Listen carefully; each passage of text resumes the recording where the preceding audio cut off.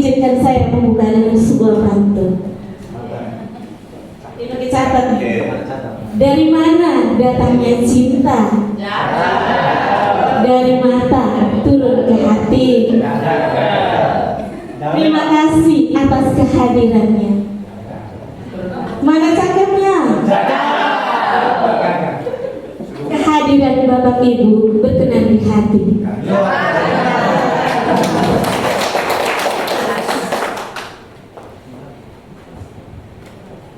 Baik Bapak Ibu, saya mengajak kita semua untuk tutup mata, sandar di kursi, tangan di paha. Tutup mata Pak Vincent. Tenangkan hati, biarkan pikiran-pikiran yang lain jangan menghambat kemajuan sekolah kita.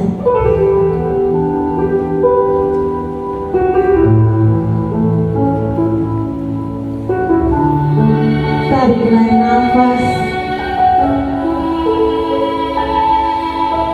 rasakan kursi yang menjadi tempat duduk Anda. Rasakan lantai yang menjadi pijakan kaki.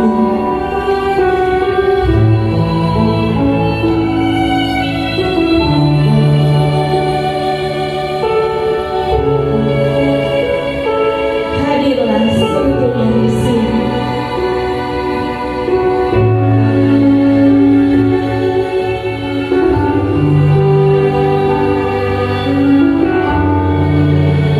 Marilah kita sama-sama belajar arti disiplin positif.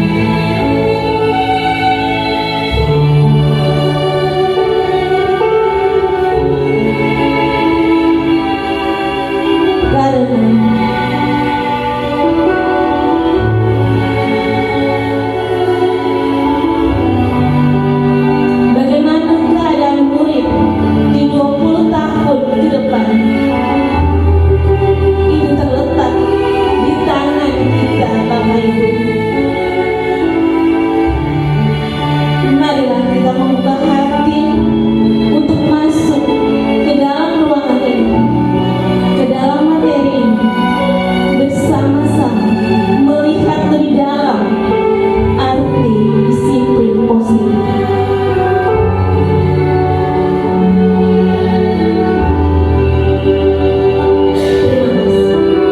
Assalamualaikum warahmatullahi wabarakatuh.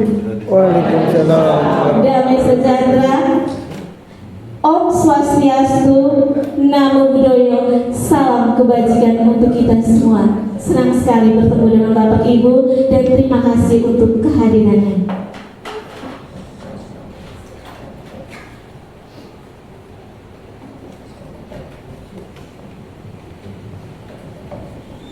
Ada 6 topik di sini. Yang pertama, perubahan paradigma. Perubahan paradigma dari stimulus respon ke teori kontrol. Itu nanti saya akan bersamai Bapak Ibu. Poin yang kedua, ada disiplin positif dan nilai-nilai kebajikan universal. Yang ketiga, teori motivasi, hukum dan penghargaan restitusi. Di poin keempat dan 5, Bapak Ibu akan dibersamai oleh Pak Adrian dengan keyakinan kelas, kebutuhan dasar manusia dan dunia berkualitas. Sedangkan di poin 6 dan 7, Bapak Ibu akan dibersamai oleh Ibu Yumi dalam materi 5 posisi kontrol dan segitiga restitusi.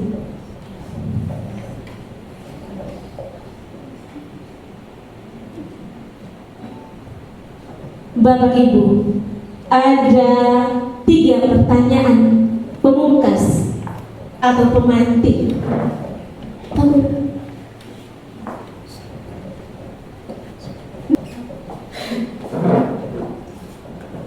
Yang pertama,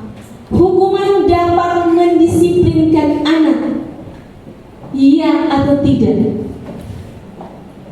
Halo Bapak Ibu. Apakah disiplin dapat mendisiplinkan anak? Apakah hukuman dapat mendisiplinkan anak? Tidak. Oh, biar rame-rame juga. Yang kedua, pemberian hukuman dengan hal positif seperti cabut rumput atau membersihkan halaman jika dia buat kesalahan dapat meningkatkan disiplin anak. Iya atau tidak? Iya. Sebagian ya, sebagian tidak. Oke, saya setuju saja dengan Anda. Yang ketiga, memberi penghargaan dapat meningkatkan motivasi belajar anak. Iya semua. Oke Bapak Ibu, saya tidak akan menjawab, tetapi marilah kita sama-sama belajar. Kita sama-sama menggali lebih dalam apakah itu disiplin positif.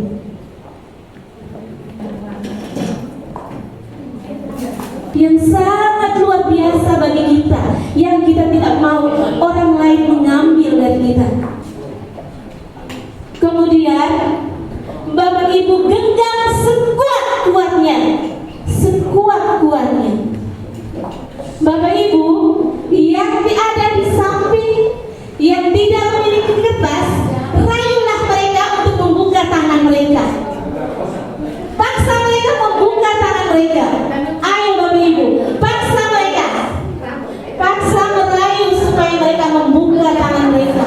Oke, ada mungkin yang lain yang mewakili mama-mama atau ibu-ibu. Silakan. Oke, silakan.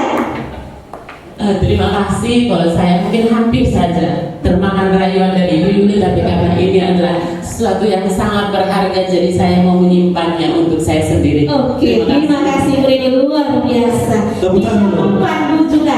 Oke, Pak ini Primus, saya ingin dengar dari Ibu Desa. Kenapa dia membuka? Alasan apa dia membuka? Karena mungkin saja Pak Vincent ingin memberitahu bahwa oh ini yang berharga di dalam kehidupan saya itu yang ini, supaya orang lain tahu bahwa ada sesuatu yang berharga dalam dirinya atau yang perlu dia jaga begitu. Oke, terima kasih Ibu Desa, luar biasa. Oke, ada Ibu Reti yang mungkin mau menjawab. Silakan Ibu Reti. Terima kasih karena saya ingin berbagi. Oke, luar biasa. Hati yang sangat luar biasa. Bapak Ibu, kita kembali ke materi. Apa makna dari permainan ini? Yang pertama, Anda menutup tangan Anda karena Anda tidak membiarkan orang mengontrol diri Anda. Sedangkan Anda membiarkan tangan Anda terbuka karena Anda membiarkan diri Anda dikontrol oleh orang lain. Yang seharusnya diri kita tidak bisa dikontrol oleh orang lain, hanya kita yang bisa mengontrol. Bagaimana Bapak Ibu? Setuju? Iya, hanya kita yang bisa mengontrol, bukan orang lain. Baik Bapak Ibu, sebagai guru kita selama ini salah mengerti atau terjadi miskonsepsi terhadap arti dari teori kontrol. Yang pertama, ilusi guru mengontrol murid. Kita pikir kita bisa mengontrol murid. Pada dasarnya kebiasaan guru tuh dia pikir dia bisa mengontrol murid. Kalau sama ini murid, biarkan dia sama ini murid membiarkan dirinya diatur oleh kita karena memang dia membiarkan kita mengontrol dirinya. Apa akibatnya Bapak Ibu? Anak tidak akan sapu meskipun kotoran ada di depan mata. Kenapa? Karena selama ini dia disuruh dan disuruh lagi. Dia tidak sadar bahwa itu harusnya dia harus menghargai lingkungan atau menghargai dirinya sendiri. Yang kedua, ilusi bahwa semua penguatan positif itu efektif dan bermanfaat. Bapak Ibu, penguatan positif seperti bujukan. Anas, nanti kamu tulis di depan, ibu akan memberikan hadiah. Atau kalian kerja ini, ibu akan beli es.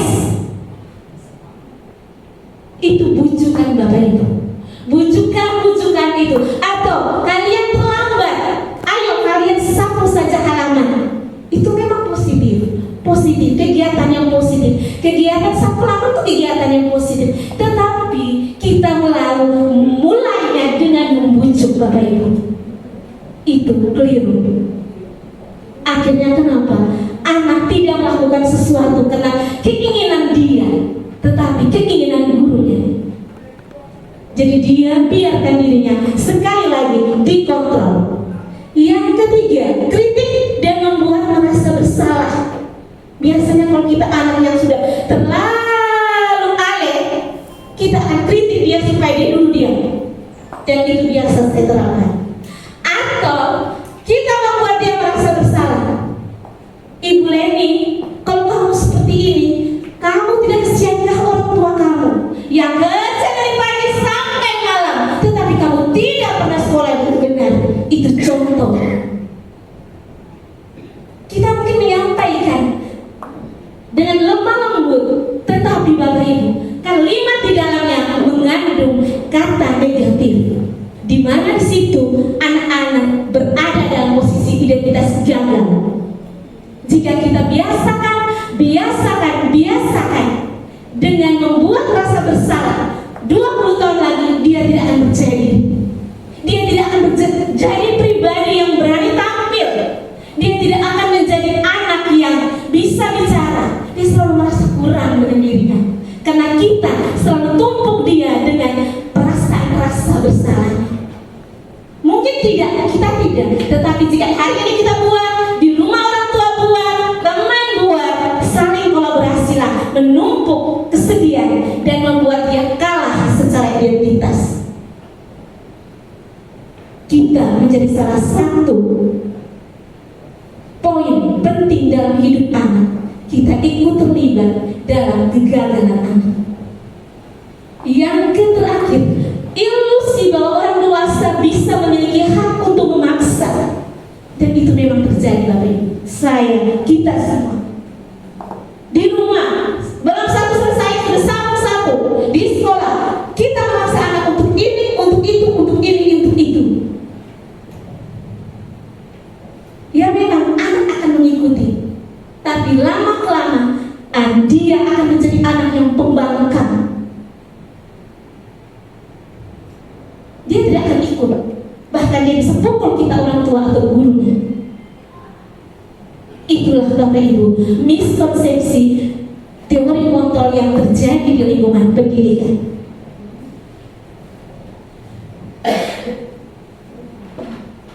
Nah, Bapak Ibu, untuk mengubah itu, untuk mengubah pola pikir kita, mindset kita, Stephen R. Covey berkata, jika kalian ingin mengubah pola pikir kalian, kebiasaan kalian, kenapa?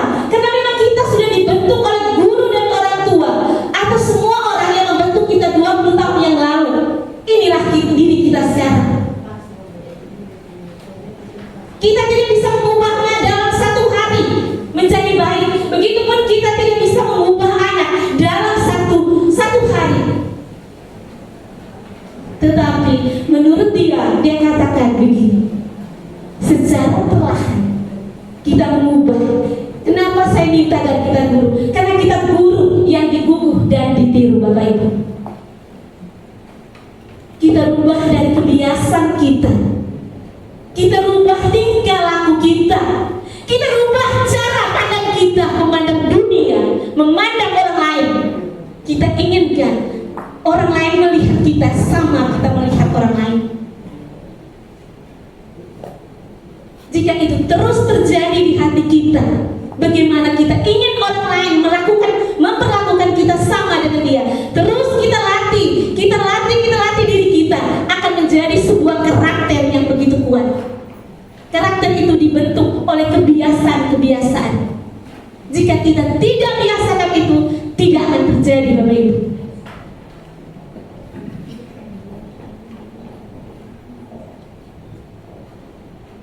Ini contoh penerapan stimulus respon dan teori kontrol.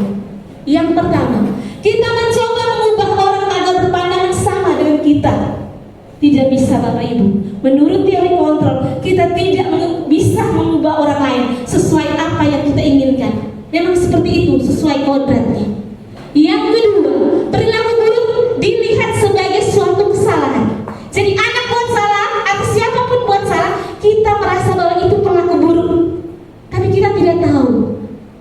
Kenapa dia melakukan itu? Apakah karena dia kekurangan kebutuhan?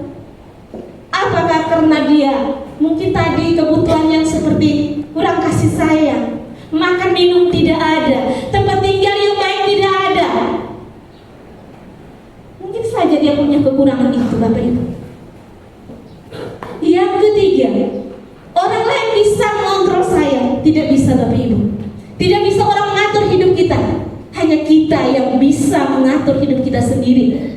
Yang berikut, pemaksaan adalah ada pada saat bujukan gagal. Iya, saat kita bujuk orang tidak ikut, bujuk anak tidak ikut, yang terjadi adalah kekerasan, pemaksaan, pukul. Setuju tidak, Bapak Ibu? Setuju tidak? Setuju. Iya, Bapak Ibu, itu yang sering kita lakukan. Yang terakhir, model berpikir menang kalah. Itu jika kita menerapkan miskonsepsi itu. Berpikir menang-menang. Kenapa? Jika kita memukul anak, memaksa dia, kita merasa puas. Ada kebanggaan, anak ikut kita semua. Tetapi anak kalah, Bapak Ibu, kalah 20 tahun lagi, dia akan menjadi pribadi yang pendendam. Dia tidak percaya diri sama sekali. Kenapa? Karena dilukai yang tidak kita sadar. Kita memang puas buat dia ikut semua apa yang kita inginkan.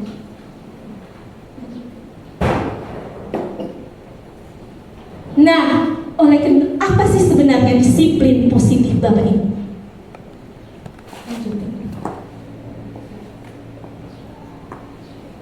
Saya minta pendapat dari 2 orang. Apa sih sesungguhnya arti disiplin itu sendiri? Silakan Bapak Ibu, angkat tangan. Halo. Halo, halo. Apa sih itu disiplin? Karena yang selama ini kita tahu, dia selalu berkaitan dengan ketidaknyamanan, aturan yang mengikat. Oke, silakan Bapak. Pak Guru, Bapak. Disiplin itu berasal dari bahasa Latin, discipulus, artinya murid. Jadi disiplin itu sikap seorang murid yang taat terhadap guru atau orang tua. Sikap mematuhi, mentaati orang tua dan guru. Terima kasih. Oke, luar biasa. Mana aplasnya, Bapak Ibu? Ini dari masa Latin. Ini memang kalau kita omongan gula agama ini memang begini. Sebentar dalam bahasa Luar biasa. Palestina. Oke, satu pertanyaan yang kedua, apa kaitan disiplin positif dengan nilai-nilai kebajikan? Nilai-nilai luhur. Saya ingin dengar satu lagi, Ibu Rifkia. Ibu pengajar praktek serius sekali. Bagaimana, Bu? Saya mungkin diwakili Pak Primus agar bahasanya lebih cantik dan manis. Jadi Saya laki-laki di sana. Oke, silakan. diwakili, Pak sudah. Ya, silakan. Apa kaitan disiplin positif dengan nilai-nilai kebajikan? Saya di sini mencoba menjawab. Kalau salah minta maaf. Oke. Kalau benar mungkin agak jauh dari kebenaran. Gitu. Definisi dari disiplin positif itu kalau menurut saya adalah hal-hal yang sudah kita sepakati sebelumnya atau ada aturan-aturan sebelumnya yang mana bersifat baik dan jika dilanggar akan merugikan banyak pihak begitu. Oke, luar biasa. Mana aplausnya, Bapak Ibu? Bapak Ibu, di sini ada beberapa pengertian menurut beberapa pakar ahli, tetapi saya tidak mau melihat karena tadi sudah diwakili oleh Bapak memang luar biasa. Karena ada di sini rupanya. Nah, yang saya mau bilang, apa itu disiplin? Bapak Ibu, disiplin positif itu bukan aturan, tetapi bagaimana kita menghargai diri kita, menghormati diri kita. Kita bisa mengontrol diri kita, menguasai diri kita, agar perilaku kita selalu berpedoman pada nilai-nilai kebaikan.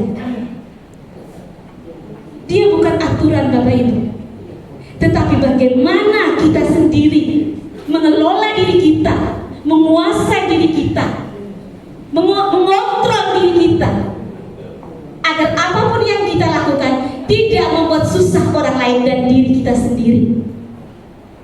Itulah makna dari disiplin positif.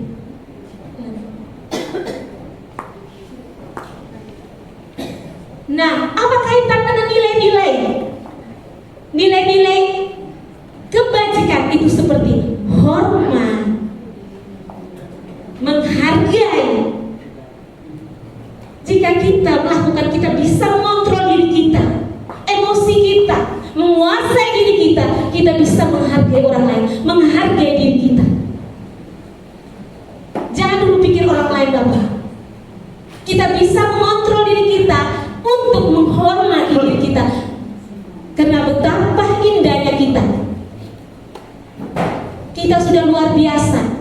Jadi bagaimana kita mengontrol diri kita untuk melakukan hal-hal yang baik, untuk tidak menyakiti diri kita dan orang lain.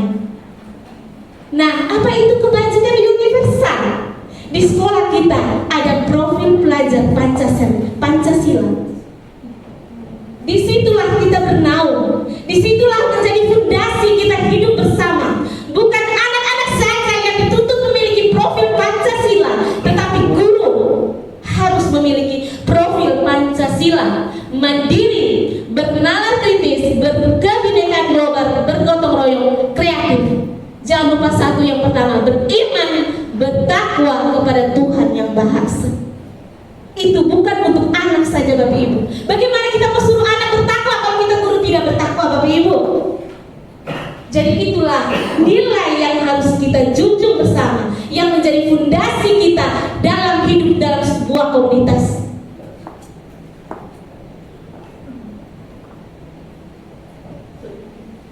Baik Bapak Ibu, untuk materi yang pertama sudah habis. Bagaimana Bapak Ibu? Apakah saya bisa dengar 2 orang untuk berbicara sedikit terkait teori kontrol dan apa tadi Bapak Ibu, jangan sampai lupa. Iya Bapak Ibu, disiplin positif. Silakan Bapak Ibu, mungkin Mama Yuli. Silakan.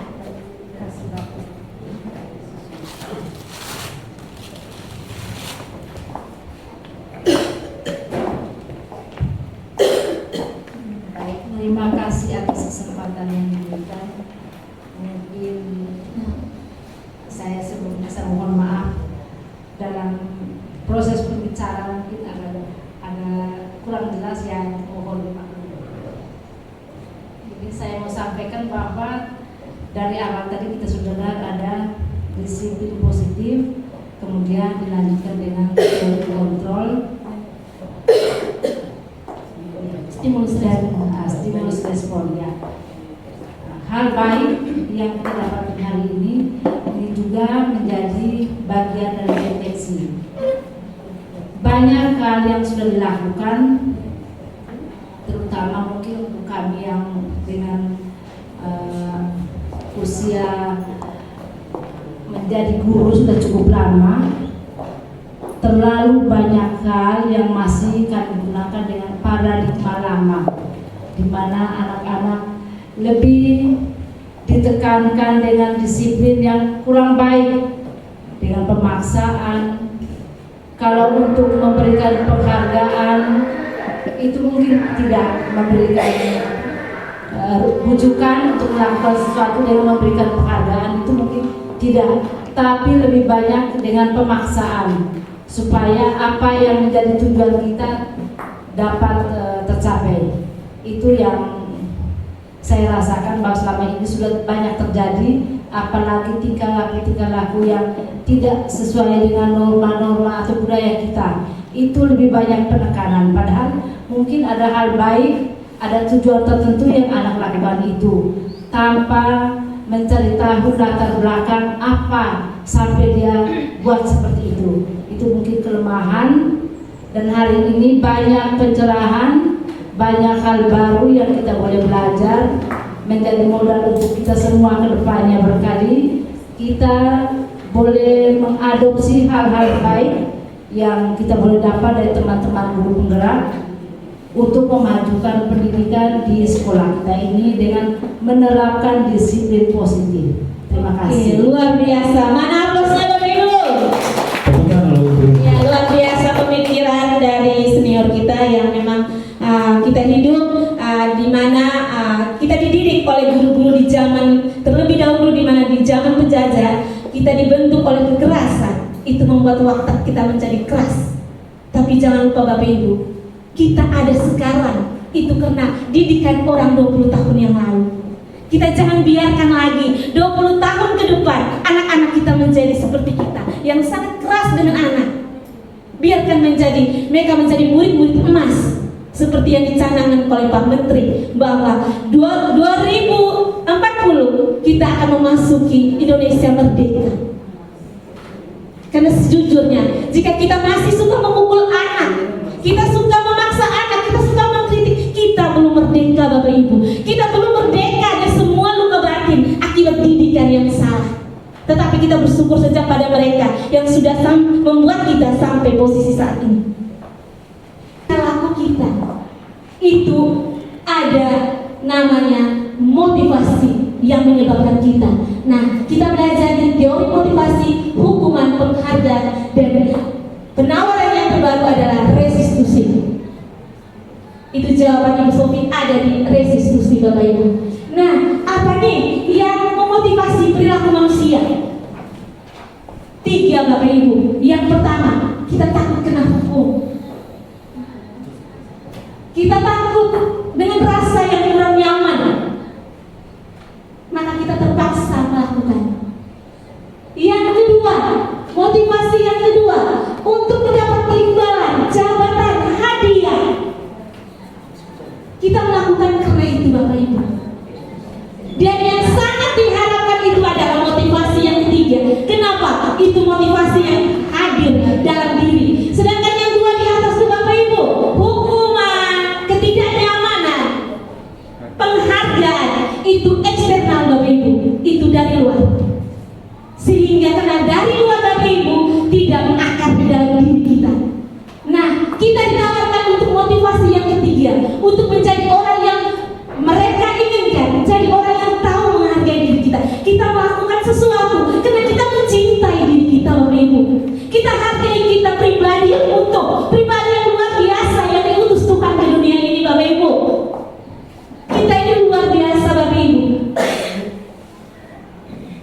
Kita merupakan salah satu peristiwa dari ciptaan Tuhan kita ini Bapak Ibu. Jangan biarkan diri kita terbelenggu oleh segala hal masa lalu.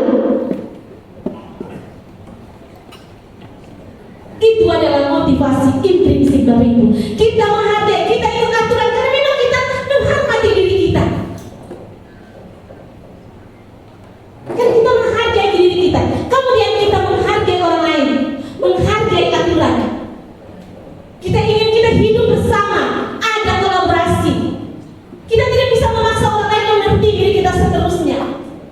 Tapi bagaimana diri kita sadar bahwa untuk mencapai satu tujuan yang mulia itu harus dari diri. Kita menghargai disiplin karena diri kita Bapak Ibu, bukan untuk membuat orang bangga dengan kita, bukan untuk orang lain puji dengan diri kita bahwa kita luar biasa, tetapi karena mencintai diri kita sendiri bahwa kita itu luar biasa Bapak Ibu. Bapak Ibu, sayang tidak diri sendiri. Sayang tidak Bapak Ibu. Mana suaranya? Kalau kita sakit, pasti kita beli obat Bapak Ibu karena kita sayang kita berdiri. Kita sakit makan, bikin pijat Bapak Ibu karena kita sayang kita berdiri. Nah, kita jalankan aturan karena kita sayang kita berdiri, karena kita menjadi orang yang luar biasa Bapak Ibu. Bukan karena orang lain menginginkan kita untuk menjadi seperti orang. Jangan biarkan diri kita dikontrol. Kalau kita tidak bisa mengontrol diri kita, maka yang terjadi orang atur kita hidup. Bisa terima Bapak Ibu? Oke. Nah, apa itu tujuan pendidikan? Tujuan pendidikan Bapak Ibu agar anak memiliki disiplin diri, sehingga mereka bisa berperilaku mengacu pada nilai-nilai universal dan memiliki motivasi intrinsik. Itu tujuan dari pendidikan. Apakah kita selama ini sudah memenuhi itu. Itu menjadi tanggung jawab kita. Dan bagaimana kita berkolaborasi dengan keluarga untuk membentuk pribadi. Menurut Kak Hade, Ki Hajar Dewantara, bahwa merdeka itu artinya tidak terlepas dari perintah, akan tetapi juga cakap membuat memerintah diri sendiri. Kita harus cakap, harus bisa memerintah diri kita untuk melakukan karena keinginan kita, bukan orang lain yang memerintah kita. Itu berarti kita merdeka, Bapak Ibu. Jika kita terus biarkan orang mengatur hidup kita, kita membuat sesuatu karena disuruh orang lain, kita tidak merdeka, Bapak Ibu.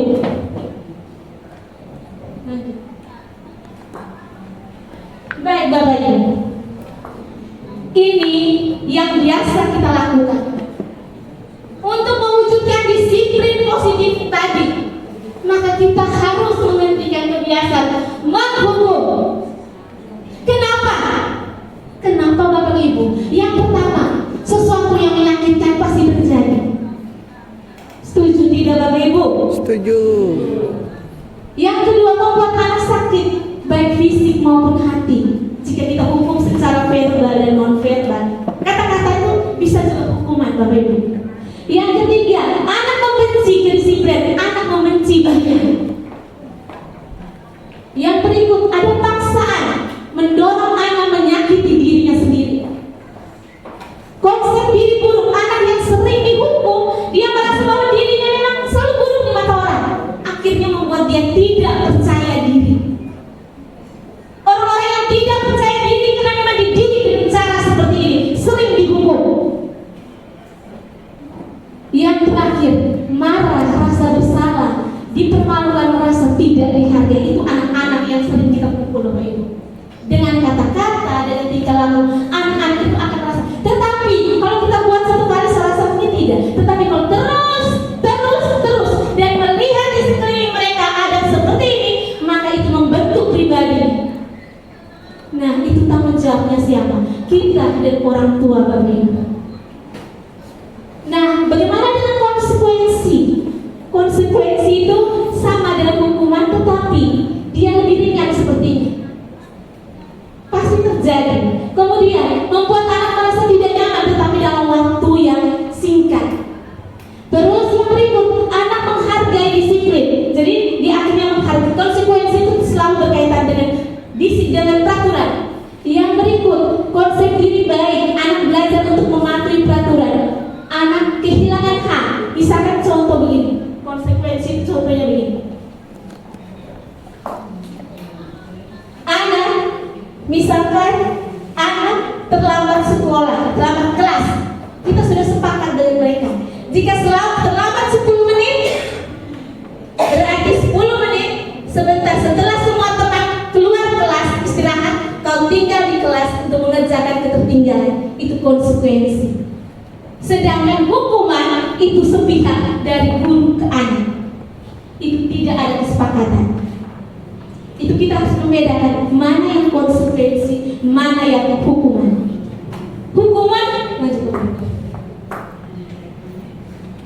Hukuman bersifat tidak terencana atau tiba-tiba. Jadi kita hukum anak yang secara tiba-tiba, terus hukumannya tidak sesuai dengan kesalahannya, itu hukuman Bapak Ibu. Kita kasih dia ganjaran tetapi tidak sesuai dengan kesalahan yang dia buat, itu hukuman. Sudah itu bersifat satu arah, bisa berupa psikis maupun fisik. Sedangkan konsekuensi sudah terencana atau sudah disepakati. Yang kedua, sudah dibahas atau disetujui oleh murid dan guru. Yang ketiga, tidak nyaman untuk jangka waktu pendek, tetapi dia masih lebih ringan. Nah, kenapa penghargaan termasuk hukuman Bapak Ibu? Penghargaan jika dilakukan memang karena dia berprestasi tanpa diberitahu terlebih dahulu Bapak Ibu, dan motivasi yang dari dirinya bahwa dia ingin bisa, itu tidak apa-apa. Tetapi jika anak melakukan misalnya begini, nanti sebentar kau ikut lomba ini, ibu kasih kau hadiah, berarti anak tidak tahu bahwa sebentar dia dapat hadiah nih kalau dia menang. Maka motivasi itu adalah motivasi eksternal, bukan dari dalam diri Bapak Ibu. Atau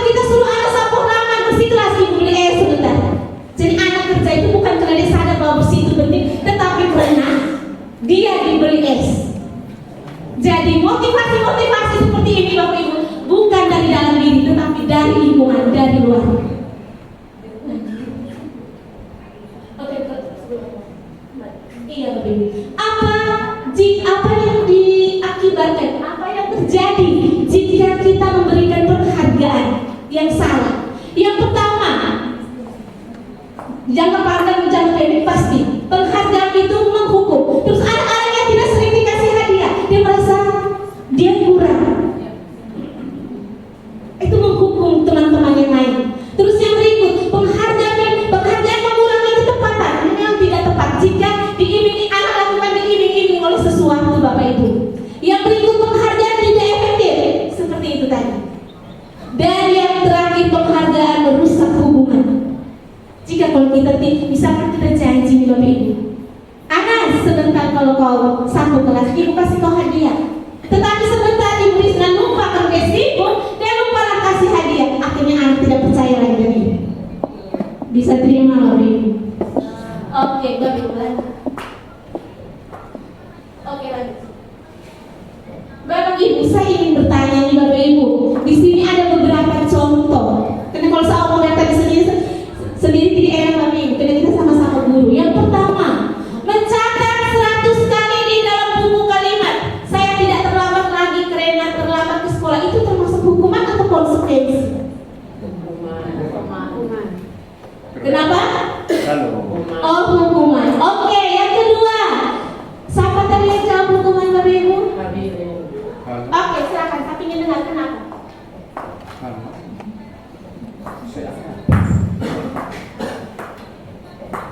Saya katakan itu hukuman karena dia harus mencatat kalimat yang sama dengan arti dan tujuan yang sama.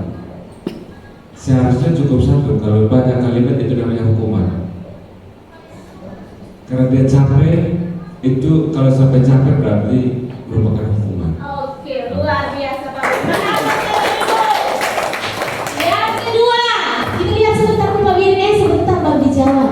Lari mengelilingi lapangan basket 2 kali karena terlambat hadir di sekolah. Itu hukuman atau konsekuensi? Hukuman. Hukuman atau konsekuensi Bapak Ibu? Karena dia agak mirip-mirip dan membingungkan. Hukuman. Oke, sebentar kita lihat.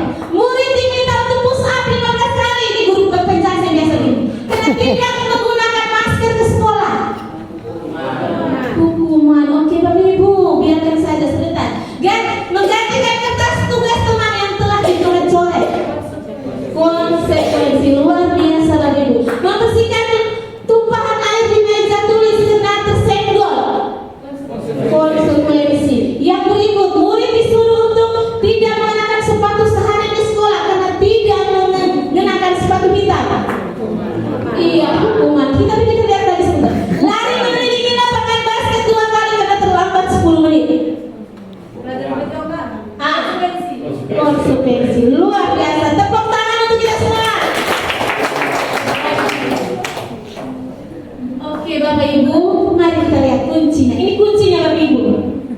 Mencatat 100 kali di dalam buku kalimat saya tidak terlambat lagi karena terlambat ke sekolah. Hukuman Bapak Ibu.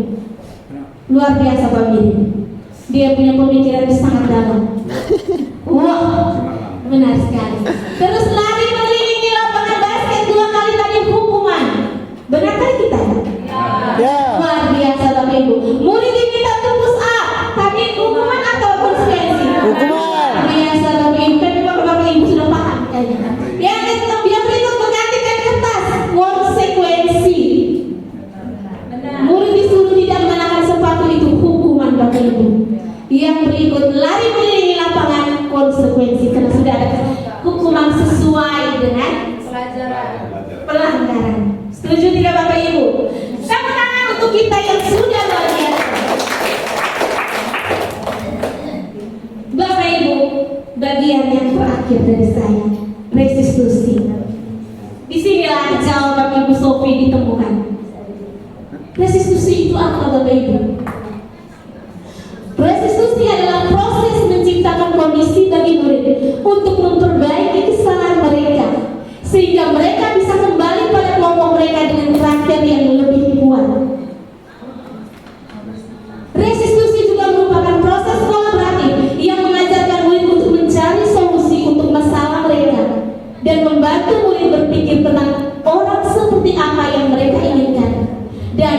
bagaimana mereka harus memperlakukan orang lain. Gosen 2004. Jadi restitusi itu Bapak Ibu, cara-cara yang kita lakukan itu ada langkah-langkahnya Bapak Ibu. Membuat anak yang buat salah tadi itu, dia tidak lagi merasa minder, merasa kayak terhukum. Kenapa? Karena kesalahan itu yang wajar. Siapa sih manusia yang tidak salah? Itu pertanyaan pemungkas Bapak Ibu. Siapa sih di dunia ini yang tidak ada salah Bapak Ibu? Jadi kalau anak salah ya wajar Bapak Ibu. Tapi kita harus tahu apa nih kebutuhannya dia sampai dia buat seperti ini. Nah kemudian itu kita membantu anak menemukan solusi dari masalah mereka. Misalkan dia terlambat karena dia tidak pakai sepatu, ya kita suruh dia cari solusinya. Bagaimana supaya kau besok datang ke sekolah pakai sepatu? Apa yang bisa kau lakukan? Dan setelah itu Bapak Ibu, kita jangan lepas dia. Kalau hari ini anak ini dibuat, misalkan dimulai dibuat salah, kita restitusikan dia dengan langkah-langkahnya. Nah, kita jangan lepas dia Bapak Ibu. Setiap guru wali kelas harus punya catatan tentang anak ini. Anak mana yang suka terlambat, itu dipanggil lagi, restitusikan dia. Jika tidak bisa, ada posisi namanya posisi pemantau. Jadi kita guru harus mempunyai catatan anak. Jika kalau kita tidak memiliki catatan anak, kita tidak tahu ini anak ini yang kemarin buat salah atau tidak. Jadi dia merasa ya ibu guru pasti tidak ingat itu kita buat kemarin. Iya tidak lagi Ibu? Oke. Restitusi itu yang pertama. Bukan untuk menebus kesalahan, namun untuk belajar dari kesalahan. Anak dilatih untuk belajar dari kesalahan. Yang kedua, memperbaiki hubungan antara anak yang buat salah, mungkin ada korbannya, dia perbaiki. Itu dia cari jalan sendiri. Kita membantu dia memberi semangat. Yang ketiga, bukan paksaan, tetapi tawaran.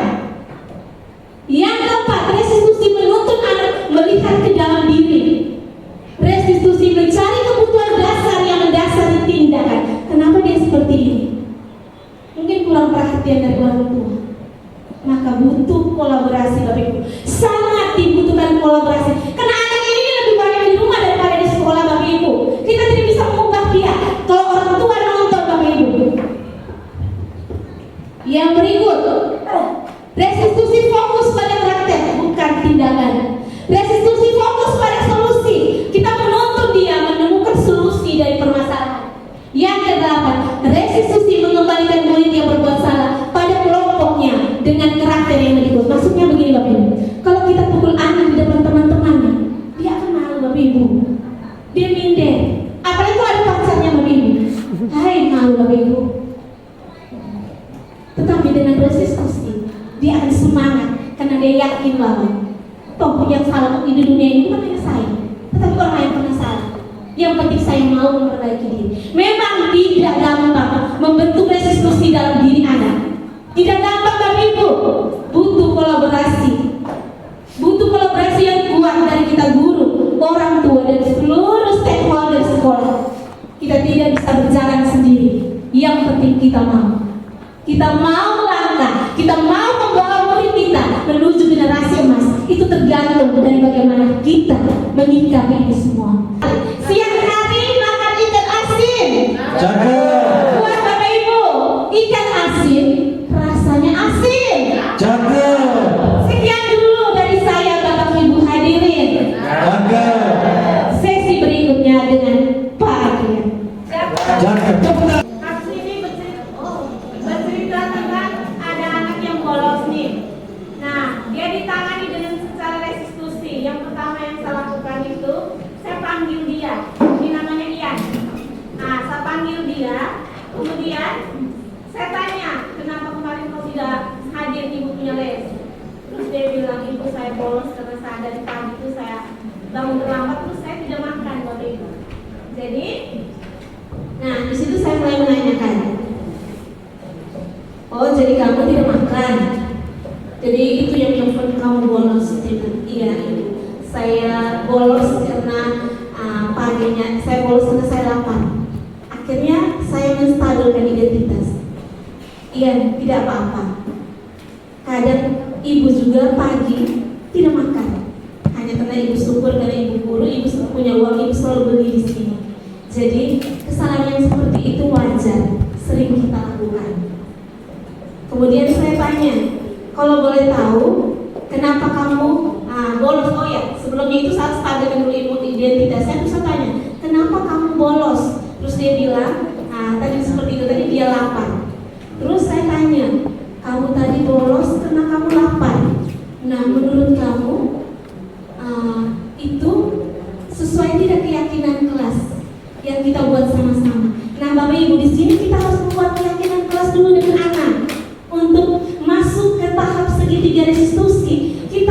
buat dulu keyakinan yang dibuat sama-sama antara kita guru dan anak. Nah, di situ kita tanya dia, keyakinan kelas apa yang kau sudah langgar? Terus pasti anak akan menjawab. Kalau dia ingat, dia bilang tidak menghargai diri dan tidak menghargai ibu, tidak menghargai peraturan sekolah. Terus saya bilang, kalau kamu syukur, kalau kamu ingat bahwa kalau kamu bolos itu kamu tidak mengikuti keyakinan kelas yang kita sudah buat. Nah, di situ saya tanya lagi, Ian, kamu mau menjadi orang seperti apa? Di situ kita menanyakan, kita menimbulkan semangat lagi dalam diri. Itu kita mengharapkan anak menjadi seseorang yang ideal. Misalkan dia minta seperti ini, contoh, saya ingin menjadi orang yang rajin sekolah. Nah, seandainya, kita tanya lagi, seandainya kau rajin sekolah, bagaimana perasaan kau? Pasti anak bilang, saya senang ibu. Oke, kalau kamu senang pasti ibu juga senang. Nah, tadi kamu bolos itu kan karena kamu lapar. Ada tidak solusi dan permasalahan ini? Jangan sampai besok pagi karena masalah lapar kau bolos lagi. Di situ kita tanya dia, kita menanyakan. Itu nanti kita mengarahkan anak menemukan solusi. Mungkin saya bangun lebih pagi supaya saya bisa makan. Terus kita tanya lagi, ada hal lain mungkin? Atau mungkin bisa dia bantu orang tua untuk membangunkan? Atau teman-teman satu kelas mungkin yang bisa saling kasih ingat? Itu pertanyaan-pertanyaan kita. Di situ kita menanyakan anak bagaimana dia menemukan solusi supaya dia jangan ulang lagi masalah ini. Setelah itu kita apresiasi. Misalkan dia bilang, ibu nanti mungkin saya buat alarm atau apa saja yang solusi dia menurut dia bahwa besok dia tidak terlambat lagi, dia tidak bolos lagi.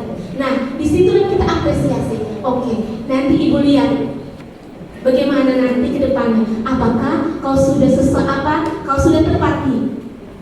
Kita apresiasi dulu. Kita memberi semangat dia untuk mendukung dia untuk menemukan solusinya tadi. Nah, Bapak Ibu sudah itu kita bilang jangan lepas dia. Jangan sampai setelah itu kita urus habis dia, kita lepas dia terus dia bolos lagi, kita tidak kontrol lagi. Nah, kita panggil dia, kita tanya, kemarin kau sudah buat begini, kau bilang nanti saya cari solusinya. Bagaimana? Itu kita minta dia menjelaskan. Bapak Ibu kalau diulang, maka kenapa kita perlu memiliki catatan anak? Jika diulang, saya yakin anak akan dia masa seperti dia tidak ulang lagi cepat. Memang Bapak Ibu butuh proses, tidak bisa kita rubah anak ini. Hari ini kita rubah itu kita mau dia rubah, tidak mungkin Bapak Ibu, mustahil. Tetapi jika kita ulang, kita juga sabar. Maka kenapa bentuk kontrol diri itu sangat penting. Untuk menghadapi anak yang begini kita butuh kontrol diri yang kuat. Itulah yang namanya disiplin. Memang tidak mudah Bapak Ibu, tetapi kita harus yakin bahwa kita ini penentu anak. Menjadi anak-anak seperti apa kita ini guru ini. Kenapa kita diutus oleh Tuhan untuk menjadi guru? Karena dia yakin kita pasti bisa. Hanya mungkin butuh waktu untuk belajar, untuk melatih diri, membiasakan diri. Terima kasih. Jadi itulah tugas kita guru Bapak Ibu. Memang tidak mudah. Bapak Ibu saya mungkin saya ceritakan sedikit pengalaman saya. Saya dulu waktu mengajarin anak-anak saya pakai kabel, Ibu Anas dan Ibu Leni saksinya Bapak Ibu. Saya paling tidak bisa kalau anak-anak nilai tidak ada. Tidak bisa Bapak Ibu. Sampai betul-betul mati-matian dia harus ada nilai. Karena saya rasa macam tidak adil. Saya mengikuti program guru penggerak sebagai pengajar praktek.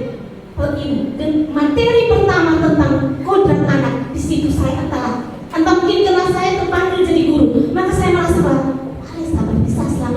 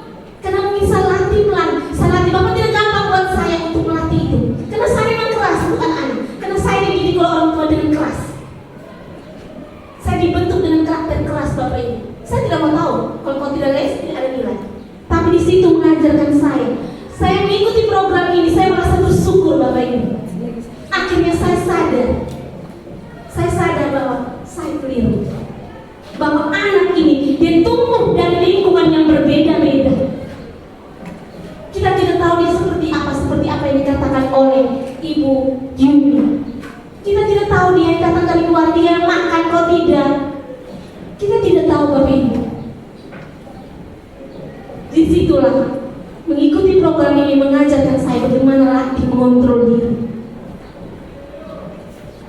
Sekarang kalau pukul memang tidak. Mungkin kadang-kadang tapi saya langsung ingat, jangan. Ini dia sama dengan saya. Dia salah dengan dulu. Itulah yang selalu mengingatkan saya bahwa dia sama dengan saya. Dia sama dengan saya, ciptaan Tuhan. Kalau saya mau orang berbuat baik kepada saya juga harus berbaik kepada orang lain. Itu yang selalu saya ingat di dalam kepala saya, di hati saya, agar secara perlahan-lahan bisa. Dan mari kita berkolaborasi, Bapak Ibu. Memang tidak gampang, saya bilang gampang, Bapak Ibu. Kita yang sudah dibentuk dengan kekerasan, kita sudah dibentuk dengan kebiasaan yang salah. Bagaimana kita mengubah diri? Jangankan mengubah orang lain, mengubah diri kita tidak mudah, Bapak Ibu. Tetapi kita mulai bukan orang lain, bukan untuk murid, tetapi bagaimana kita mencintai diri kita. Kita ingin menjadi orang yang sukses di dunia ini. Hidup cuma sekali, Bapak Ibu. Jangan sampai kita kembali dengan banyak hati yang penuh dengan beban, tidak merdeka. Kita sayang kita berdiri. Oke, Bapak Ibu, itu cerita tentang kasus pertama tadi. Jadi, tetapi menurut saya kasus ini sudah luar biasa, mewakili. Terus ada kasus yang kedua, anak yang tidak kerja tugas. Itu pun saya menanyakan dari segitiga dan seterusnya. Di situ tadi itu hanya contoh, Bapak Ibu, karena itu tugasnya saya. Tetapi sudah saya terapkan. Memang tidak gampang, Bapak Ibu. Tidak gampang bagaimana mewujudkan anak. Saya sendiri juga kadang-kadang masih jatuh bangun, tetapi selalu diingatkan bahwa jangan. Dia sama dengan saya. Itu kata kunci, Bapak Ibu. Kalau kita ingat bahwa dia sama dengan saya, atau tidak seperti ini, dia adalah seperti anak saya. Kalau kita yang mama-mama, dia sama seperti saya selalu berpikir, dia sama dengan Rehan. Bagaimana kalau saya menghukum Rehan? Bagaimana kalau orang lain menghukum Rehan sama seperti saya menghukum Rehan? Itu yang membuat saya sadar bahwa saya terus menggali di dalam nilai yang ada dalam diri kita. Bagaimana kita mengubah diri kita, jangan dulu untuk orang lain, tetapi untuk dengan cinta diri kita, menyayangi diri kita sebagai pribadi yang luar biasa. Baik, Bapak Ibu, kesempatan yang diberikan berkaitan dengan penjelasan dari tadi memang sangat luar biasa. Tapi kadang-kadang bertolak belakang. Ini mungkin masuk saja. Karena pengalaman kami sebagai wali kelas. Ini kalau kita mau terapkan kita sebagai manajer. Kalau kita mau terapkan kita sebagai manajer, artinya kadang-kadang kita tidak memperlakukan adil untuk semua siswa. Contoh kasus si A hilang mungkin 20 hari. Bicara keadilan dengan yang lain, tidak ada rasa keadilan. Tapi kita sebagai manajer, kita harus memperlakukan adil sesuai penjelasan tadi. Dari satu sisi, bicara karakter, memang sudah salah kalau kita membiarkan anak 20 hari tidak masuk disamakan dengan anak yang rajin. Dari segi karakter, memang tidak ada perubahan. Dari satu sisi, kita sebagai wali kelas merasa juga bersalah kepada anak yang rajin. Kadang-kadang dilema. Tapi melalui proses penjelasan dari tadi sangat luar biasa bagi kita sebagai seorang guru, membutuhkan ketabahan, kesabaran yang begitu panjang dan prosesnya yang begitu liku sebenarnya. Tidak segampang kita membalikkan telapak tangan seharusnya. Sangat membutuhkan proses. Dengan faktor keadaan topografi model kita orang timur ini, kalau guru penggerak juga bisa, tapi waktunya begitu panjang, prosesnya begitu panjang. Mungkin itu masukan dari saya. halo. Hai. Halo. Kita di terakhir, tadi pasti ada makan sebentar, tapi sebelum kita makan, kita refleksi, Bapak Ibu. Kenapa? Pertama, apapun yang kita lakukan, kita selalu membuat refleksi. Apakah sudah baik atau belum? Untuk pribadi, pentingnya refleksi agar kita menjadi pribadi yang semakin baik setiap hari. Terus ini juga mengajarkan kita Karena kita ini guru, kita harus biasakan untuk refleksi di kelas. Setiap akhir pembelajaran kita refleksi, anak suka dengan kita tidak, suka tidak materi yang kita bawa. Terus apa yang mereka dapatkan dari materi hari ini? Pembelajaran apa? Terus apa penerapan yang mereka mau melakukan? Nah, saat ini saya dan Ibu Yumi bersama Pak Adrian mengajak Bapak Ibu menulis refleksi di 4 kertas tipnote. Nanti pertanyaan pertama ditempel di sini Bapak Ibu dengan tipnote. Pertanyaan kedua, jawabannya ditulis di sini. Bapak Ibu bisa tempel dan tipnote-nya di sini. Pertanyaan ketiga. Ini pertanyaan yang keempat. Oke, pertanyaan yang pertama. Hal baru apa yang saya dapatkan dan telah mengubah paradigma saya? Yang kedua, perasaan apa yang muncul selama mengikuti sesi ini, khususnya mengenai makna disiplin dan motivasi intrinsik. Yang ketiga, peran Among membimbing atau menuntun seperti apakah yang telah saya lakukan sebelum mengikuti pembelajaran hari ini. Yang keempat, saya akan menjadi Among atau pembimbing atau penuntun yang seperti apa setelah kita melewati pembelajaran ini bersama Bapak Ibu. Silakan Bapak Ibu, silakan dijelaskan. Jangan terus longgar tuh.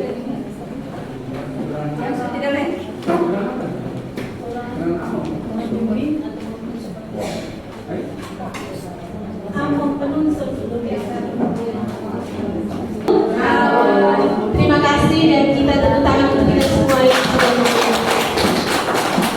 Tetapi dengan kita terlalu banyak, saya minta perwakilan dari 4 orang, 2 orang yang senior dan 2 orang yang adik-adik.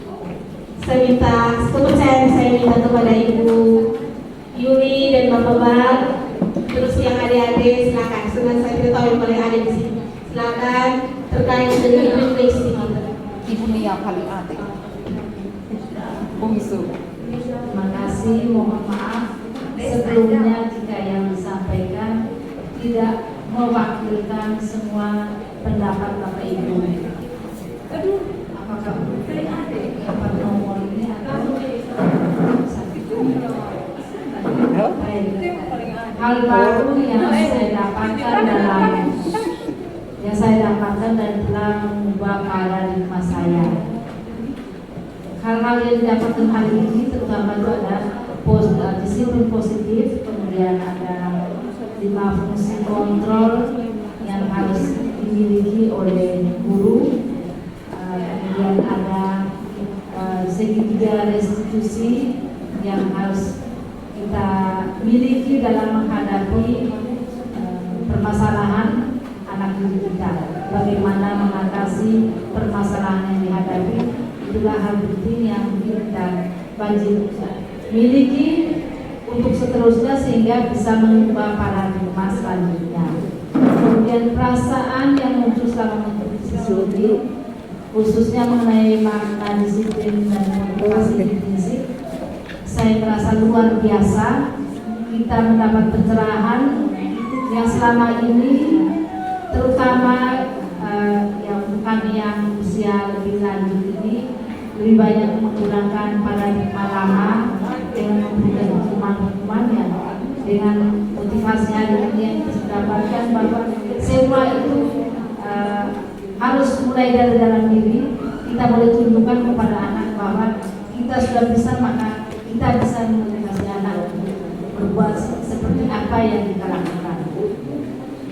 Kemudian peran dalam membimbing atau menuntun anak sebelum mengikuti pemaparan materi dalam disiplin positif ini, selama ini ya terutama pada bagian 1 dan 2 itu yang sering terjadi, yaitu membuat anak merasa bersalah, kemudian diberi hukum, itu lebih dominan. Sedangkan setelah mengikuti ini mungkin ya secara perlahan kita berubah perilaku itu menjadi sebagai seorang manajer yang tidak ideal, tapi kita memiliki hal itu. Terima kasih. Baik, beri aplaus kepada Ibu Risma. Baik, terima kasih atas kesempatan yang diberikan. Oh, sampai posisi pun diatur. Yang pertama hal baru yang saya dapat Jadi senior. kegiatan hari ini yaitu perubahan paradigma itu sendiri dalam cara pendidikan peserta didik kita di sini. Jadi sebelumnya saya gunakan penghukum, tapi setelah mendapat penjelasan tadi saya harus ubah. Jadi perubahan paradigma yang saya dapat hari ini. Kemudian yang kedua menyangkut perasaan yang muncul selama mengikuti kegiatan ini. Yang saya tulis itu senang yang berundang. Jadi tadi dalam ice breaking tadi pokoknya luar biasa saya menyaksikan. Yang ketiga hampir sama dengan nomor 1 tadi. Peran yang selama ini saya terapkan itu adalah nomor 1 dan nomor 2, menghukum dan juga membuat anak itu merasa bersalah. Ya. Dan yang paling aktif sudah pasti saya mau menjadi yang keempat itu menjadi seorang manajer yang dalam yang kelima. Iya. Yang tempat kemana? Jadi yang kelima manajer. Demikian yang dapat saya sampaikan. Terima kasih. Terima kasih, mana proses Bapak Ibu buat Bapak yang luar biasa. Oke, yang dari ibu-ibu muda dan bapak-bapak muda, silakan. Siapa kira-kira? Silakan. Ibu Risa, luar biasa. Baik, terima kasih atas kesempatan yang diberikan kepada saya. Dari hasil yang saya dapatkan untuk hari ini itu luar biasa sekali, khususnya dalam mengatasi permasalahan siswa. Di sini dalam mendidik siswa, mungkin selama ini saya menerapkan yang poinnya kedua, sering membuat siswa itu merasa bersalah. Karena dalam pemahaman saya bahwa dengan kata-kata atau cara saya menyadarkan siswa seperti itu dapat membuat mereka memiliki tanggung jawab tersendiri. Tetapi berdasarkan pertemuan hari ini, saya baru mengetahui bahwa di dalam kehidupan seorang manusia, khususnya dalam dunia pendidikan ini, ada 5 kebutuhan khusus. Jadi di sini dari pertemuan hari ini, saya merasa bahwa apa yang saya terapkan di poin kedua itu, yang membuat siswa merasa bersalah itu adalah sesuatu yang keliru, yang tidak sesuai dengan 5 dasar kebutuhan seorang individu, khususnya siswa dalam pembelajaran.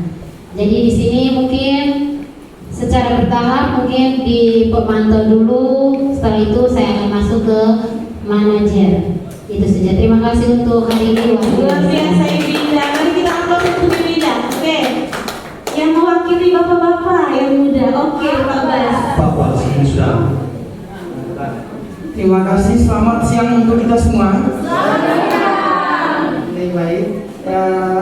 Terima kasih buat Ibu Risma dan kawan-kawan semua. Kami sangat luar biasa pada hari ini. Kami mendapatkan ilmu yang tidak pernah kami dapat di kelas bersama siswa dan lain-lain. Kami bisa dapat di sini supaya kami bisa menerapkan di anak didik kita nanti ke depan. Karena kami merasa begitu sangat bersalah pada saat kami sementara bersama siswa-siswi di kelas. Kami mendengar, melihat dan bagaimana cara Bapak Ibu menyampaikan materi ini, kami sangat bersalah sekali karena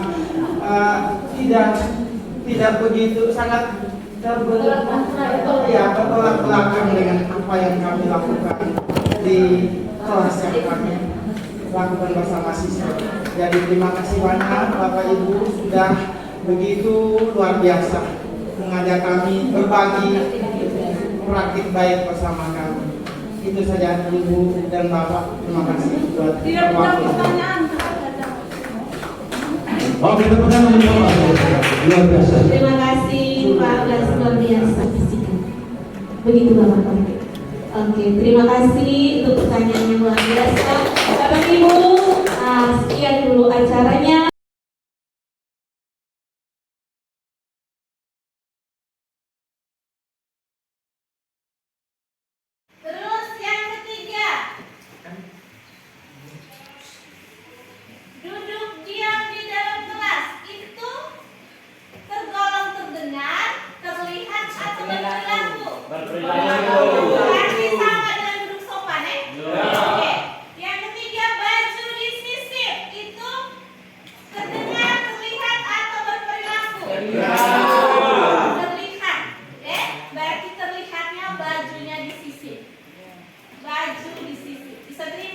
Indonesia.